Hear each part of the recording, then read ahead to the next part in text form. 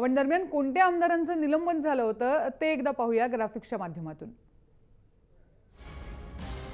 अब्दुल सत्तार, विजय Wadettiwar, DP Sawant हे काँग्रेसचे आमदार आहेत।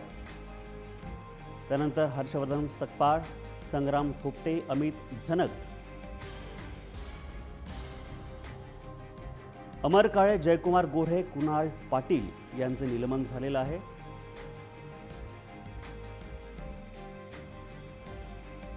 तर राष्ट्रवादीचे काँग्रेसचे आमदार अमर काळे, जयकुमार गोरे, कुणाल पाटील यांचं निलंबन झालेलं आहे। काँग्रेसचे एकूण 9 आमदार यांचं निलंबन झालेलं आहे। त्यानंतर राष्ट्रवादीच्या कोणत्या आमदारांचं निलंबन झालं पाहूयात ग्राफिकच्या माध्यमातून।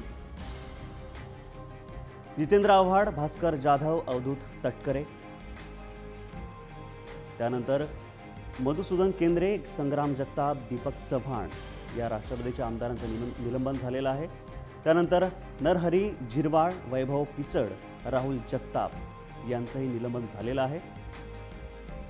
चव्हाण या राष्ट्रवादी आमदारांचं निलंबन झालेलं आहे।